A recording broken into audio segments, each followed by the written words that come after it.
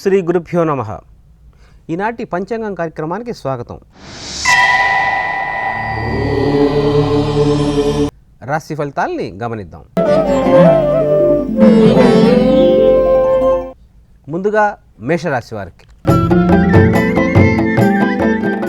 ఈ రోజున మేషరాశి వారికి కొన్ని ఆసక్తికరమైన సమాచారం లభించడం వల్ల వారి యొక్క వృత్తిలో కానీ వ్యాపారంలో కానీ అభివృద్ధి సాధిస్తారు.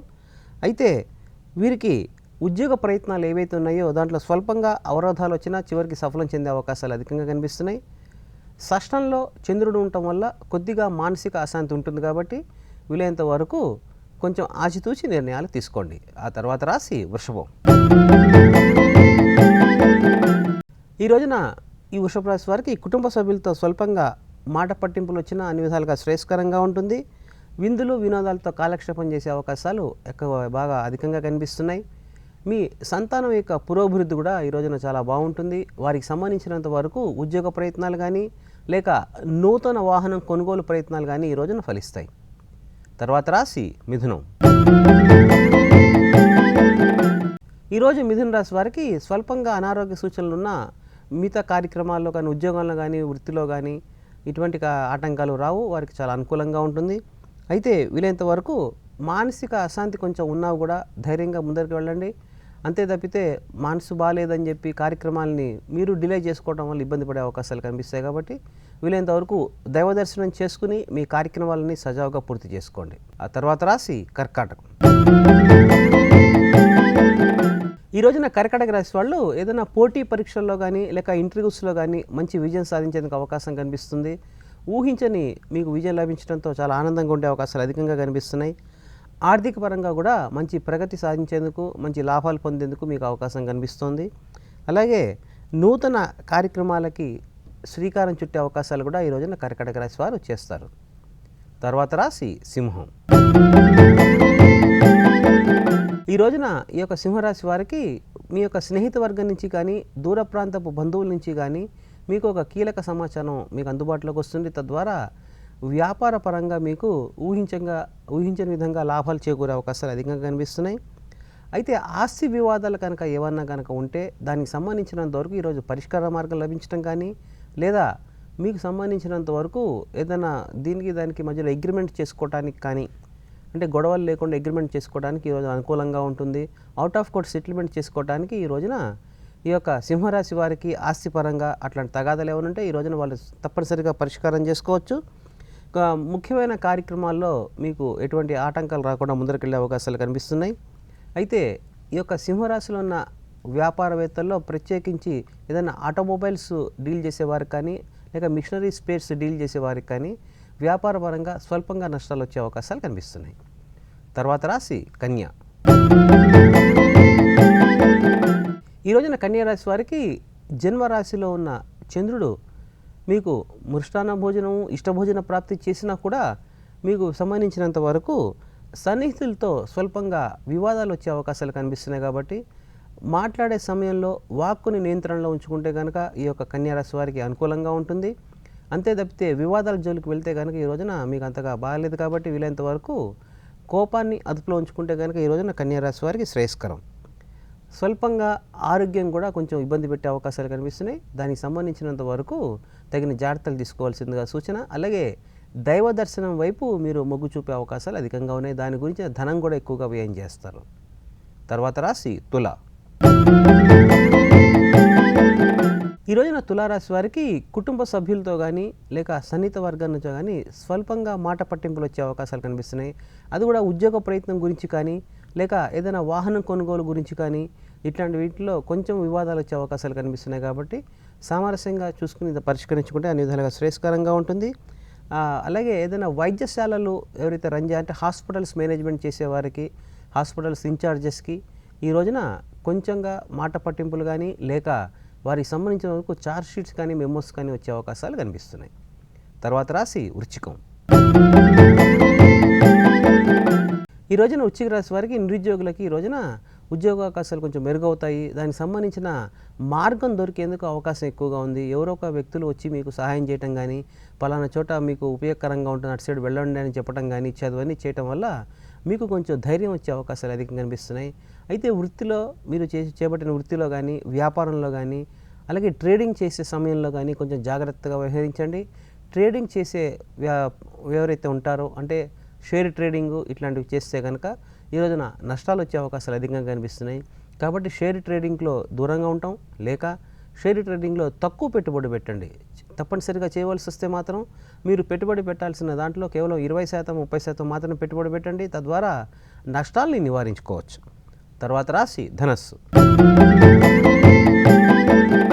ఈ రోజున ధనుసు రాశి వారు వేరొకరికి సహాయ సహకారాలు అందిస్తారు. తద్వారా వారి యొక్క దైనందిన జీవితంలో కానీ లేక వాళ్ళ ప్రొఫెషనల్ పరంగా కానీ ఈ రోజున మంచి అభివృద్ధి సాధించేందుకు కనిపిస్తుంది. ప్రత్యేకించి మన కాస్ట్ అకౌంటెంట్స్, అలాగే ఈ చార్టెడ్ అకౌంటెంట్స్ ఎవరైతే ఉన్నారో వారికి, బ్యాంకింగ్ రంగంలో ఉన్న వారికి ఈ రోజున చాలా అనుకూలంగా ఉంటుంది. వారికి సంబంధించినంత వరకు మంచి అవకాశాలు వచ్చేందుకు అవకాశాలు కనిపిస్తున్నాయి. దాంతోపాటుగా ఆకస్మిక ధనప్రాప్తి కూడా ఈ రోజున ధనుసు రాశి వారికి కలుగుతుంది. ఈ రోజున ధనుసు రాశి వారికి ఏదైనా సన్మానాలు అంటే ప్రత్యేకించి కళాకారులు ఎవరైతే ఉంటారో వారికి ఈ రోజున సన్మానం కానీ ఏదైనా బహుమతి ప్రదానం కానీ జరిగేందుకు అవకాశం ఉంది. తర్వాత రాశి మకరం. ఈ రోజున మకర రాశి వారు ధైర్య సాహసాలతో ఊహించని కార్యక్రమాలను చేపట్టేందుకు అవకాశం ఉంది. తద్వారా కొంతమందికి మిత్రులుగా, కొంతమంది శత్రులుగా మారే అవకాశాలు కూడా ఉన్నాయి. కాబట్టి దానికి సంబంధించినంత వరకు మీరు ఆలోచించి నిర్ణయాలు తీసుకునే అనుకూలంగా ఉంటుంది. వృత్తిలో ఇబ్బందులన్నీ అధిగమిస్తారు. మీరు అనుకున్న కార్యక్రమం చేపట్టే ఎక్కువ అవకాశాలు కనిపిస్తున్నాయి. తర్వాత రాశి కుంభం. ఈ రోజున కుంభరాశి వారికి అష్టమ చంద్రుడి యొక్క చార వల్ల వీలైనంత వరకు విందులు వినోదాలకి దూరంగా ఉండండి. ఆ విందులు వినోదాల్లో కొంచెం ఇబ్బంది పడే అవకాశాలు, మీ పైన ఏమైనా నిందలు పడే అవకాశాలు ఉన్నాయి. కాబట్టి వీలైనంత వరకు కొంచెం అప్రమత్తంగా ఉండాల్సిన సూచన. దాంతోపాటుగా వాహనం నడిపే సమయంలో కొంచెం జాగ్రత్తగా వ్యవహరించండి. మానసిక ఆందోళన కొంచెం అధికంగా ఉంటుంది. కాబట్టి వీలైనంత వరకు దైవ ధ్యానం చేసుకుంటే అన్ని విధాలుగా శ్రేయస్కరంగా ఉంటుంది. తర్వాత రాశి మీనం. ఈ రోజున మీన రాశి వారికి సప్తమ చంద్రుడు అలాగే అష్టమ శని కొంచెం అధికంగా ఉంటుంది. కాబట్టి ఈ రెండింటి మూలకంగా కార్యక్రమాల్లో ఆటంకాలు, విలంబంలో జరుగుతూ ఉంటాయి. కొంచెం పోస్ట్పోన్మెంట్ కూడా మీకు కొంచెం అధికంగా ఉంటుంది. రేపు చేద్దాంలే కార్యక్రమం అని చెప్పి. కాబట్టి వీలైనంత వరకు, ఎందుకంటే మీన రాశి వారికి ఇవాళ రేపు 2 రోజులు ఈ చంద్రుడు అష్టమంలో అలాగే అష్టమ శని ఈ రెండు ఉండటం మూలంగా కొంచెం బద్ధకం అనేది అలవాటు అయ్యే అవకాశాలు ఉన్నాయి. కాబట్టి వీలైనంత వరకు దాన్ని వదిలించుకుని ముందరకు వెళ్ళగలిగితే ఇవాళ రేపు మీన రాశి వారికి శ్రేయస్కరంగా ఉంటుంది. కాబట్టి రేపు బాగుంటుందిలే అని చెప్పి ఇవాళ బద్ధకంగా మీరు ఉంటే వాళ్ళగా కార్యక్రమాలన్నీ ఆటంకాలు వచ్చేందుకు అవకాశాలు కనిపిస్తాయి. కాబట్టి మీరు వీలైనంత వరకు చక్కని ప్లానింగ్తో ముందరకు వెళ్ళగలిగితే ఈ రోజున మీన రాశి వారికి శ్రేయస్కరంగా ఉంటుంది. ఇది ఈనాటి రాశి ఫలితాలు. ఇక నేటి విశేషం, మనకి ప్రతి ఇంట్లో తులసి మొక్క ఉండాలి అని చెప్పి చెప్తున్నారు. తులసి మొక్క ఉందండి, అయితే పూజా విధానం ఏంటి? రోజు పూజ చేయాలా? రోజు దానికి పసుపు కుంకుమలు పెట్టాలా? అంతా ప్రదక్షిణాలు చేయాలా? లేకపోతే కాదా? తులసమ్మ మన అనుగ్రహించదా? ఎందుకు తులసి ఉండాలి? చెడుని లోపలికి రాకుండా అరికట్టేది కేవలం తులసి మొక్క మాత్రమే. అంటే చెడు అంటే దృష్టి దోషం అంటారు. అబ్బా వీడెంత సంపాదించాడండి, మొన్నటి వరకు ఏం లేదండి, చిన్నగా తిరిగేవాడండి, ఈ రోజున మారుతి కారు వచ్చిందండి, ఒక నెలలో స్కోడా కారు వచ్చిందండి. ఎట్లయితే మనకి ఆ దృష్టి దోషం ఏదైతే తగులుతుందో అట్లాంటి దృష్టి దోషాలని, లేక చిన్నపిల్లలకు అనుకుంటే చాలా అందంగా ఉన్నాడండి మీ అబ్బాయి, భలే అందం ఉందండి, మీరేమో ఇట్లా ఉన్నారు కానీ మీ అబ్బాయిని చూస్తుంటే చాలా ముద్దేస్తోందండి అంటుంటారు. ఇట్లాంటివి. లేకపోతే ఇల్లు చాలా బాగుందని, ఇట్లా దృష్టి దోషాలు ఏవైతే ఉన్నాయో ఎదుట వ్యక్తుల యొక్క చెడు ఆలోచనలని మన ఇంటికి, మన దరికి చేరనియంది తులసి మొక్క. కాబట్టి తులసి మొక్కకి పెద్దగా పూజా విధానాలు, స్తోత్రాలు చేయవలసిన అవసరం లేదు. ఎందుకంటే తులసమ్మని మనం రోజు చూసి ధ్యానం చేసుకుంటే కనుక అన్ని విధాలుగా శ్రేయస్కరంగా ఉంటుంది. ఇది మనకి నడిచే స్వామిగా, నడిచే దేవుడుగా ప్రసిద్ధి చెందిన మన కంచి పరమాచార్య గారు, ఎవరు చంద్రశేఖర సరస్వతులు గారు ఎవరైతే ఉన్నారో వారు చెప్పిన తులసమ్మ తులసి పూజ విధానం ఏంటంటే, తులసి మొక్కకి ఏదన్నా కానివ్వండి, అంటే మేము అపార్ట్మెంట్లో ఉంటున్నామండి, తులసి మొక్క పెట్టుకుని పైన మేము అపార్ట్మెంట్లో ఉంటున్న గాలిలో ఉంటున్నాం కాబట్టి ఆ గాలిలో మాకు తులసి మొక్క పెట్టుకునేందుకు అవకాశం లేదని అంటే చిన్న కుండీలో పెట్టుకోండి. అది పెద్ద ఇబ్బందికరమైనది ఏంది కాదు.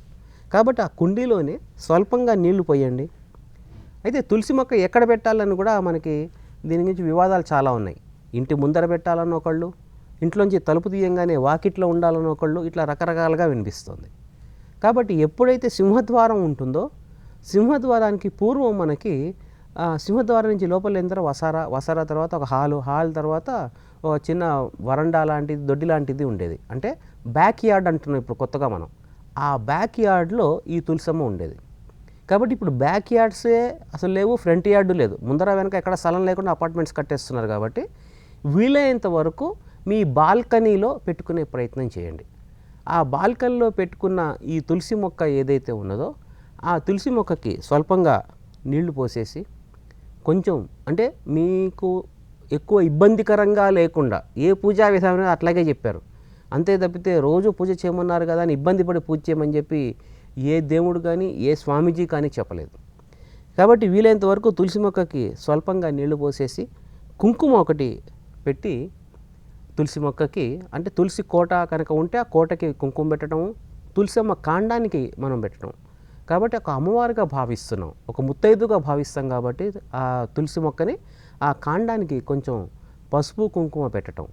పెట్టిన తర్వాత మీకు వీలైనంత నైవేద్యం, మామూలుగా అయితే మనం పెట్టాల్సింది లెక్క ప్రకారంగా పాలు పళ్ళు నైవేద్యం పెట్టాలి.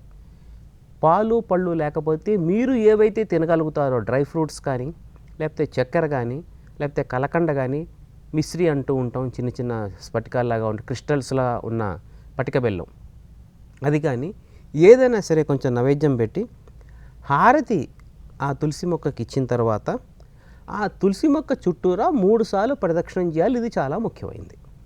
కాబట్టి ప్రదక్షిణ చేయడానికి అనువుగా మనం కనుక తులసి మొక్క పెట్టుకుంటే బాల్కనీలో కానీ, లేక అంటే కొంతమంది ఇంకొంచెం అడ్వాన్స్డ్గా వెళ్ళిపోయి ప్రదక్షిణ అయిపోయిన తర్వాత తీసేసి మళ్ళీ అక్కడ పెడతామండి, అలా కూడదు అని చెప్పి చెప్తోంది శాస్త్రం. కాబట్టి ఎక్కడైతే మీరు పెడతారో అది ప్రదక్షిణ చేసేందుకు వీలుగా తులసి కొమ్మ కనుకుంటే, తులసి మొక్క కనుకుంటే మీకు అన్ని విధాలుగా శ్రేయస్కరంగా ఉంటుంది. మీకు వీలైన స్తోత్ర పారాయణలు చేయండి. అంతే తప్పితే తప్పనిసరిగా తులసమ్మకి సంబంధించిన అష్టోత్తరము శతనామం చదవాలి, మీకు వచ్చిన పద్యాలన్నీ చదివేసేయాలి, మీకు వచ్చిన స్తోత్రాలన్నీ చదివేసేయాలి, కూర్చొని పారాయణ చేయాలి అనేది ఎక్కడా మనకి చెప్పలేదు.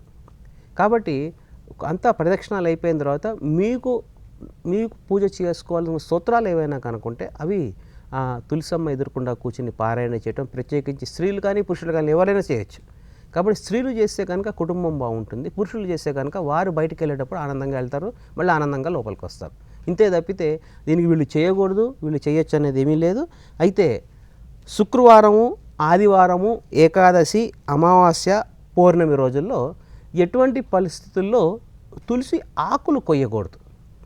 మామూలు రోజుల్లో ప్రదక్షిణ అయిపోయిన తర్వాత ఒక తులసి ఆకు తీసుకుని నోట్లో వేసుకుని నమిలితే కనుక మనకి మెడికల్ పరంగా జలుబు రాదు, దగ్గు రాదు. కాబట్టి బ్లడ్ సర్క్యులేషన్ అనేది ప్యూరిఫై అవుతుంది. మనకి ఇవన్నీ ఆలోచించే పెద్దలు ఈ నియమాలు పెట్టాడు తప్పితే, అంతే తప్పితే తులసమ్మ కనుక పూజ చేస్తే ఏ పూజ చేసినా మనకి శాస్త్ర ప్రకారంగానే, మనకి సిస్టమేటిక్గానే మన యొక్క పనులు మన దైనందిన జీవితంలో ముడిపడే ఉంటుంది. కాబట్టి తులసమ్మకి రోజు పూజ చేసిన తర్వాత ఒక ఆకు తీసుకుని కనుక నోట్లో వేసుకుంటే మనకి థ్రోట్ ఇన్ఫెక్షన్స్, థ్రోట్కి సంబంధించిన ప్రాబ్లమ్స్ ఏమైనా ఉంటే అవి కూడా సాల్వ్ అవుతాయి, బ్లడ్ సర్క్యులేషన్ ప్యూరిఫై అవుతుంది. ప్రత్యేకించి బీపీ వాళ్ళకి, అలాగే డయాబెటీస్ వాళ్ళకి ఇది ఒక దివ్యౌషధంలాగా పనిచేస్తుంది. కాబట్టి ఈ ప్రదక్షిణాలు అయిపోయిన తర్వాత ఒక తులసి ఆకుని, అయితే ఇది శుక్రవారము, అమావాస్య, ఏకాదశి, ఆదివారం, పౌర్ణమి, ఈ 5 రోజుల్లో మాత్రం పొరపాటున కూడా తులసి మొక్కని మనం ఆకు కోయటం కానీ ముట్టుకోవడం కానీ చేయకూడదు.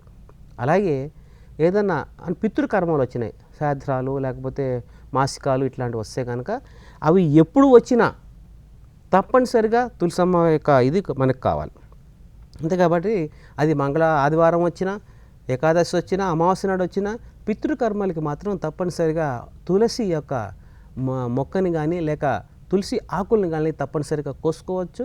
దాన్ని మనం తప్పనిసరిగా ఆ పితృకర్మల్లో వాడుకోవాలి.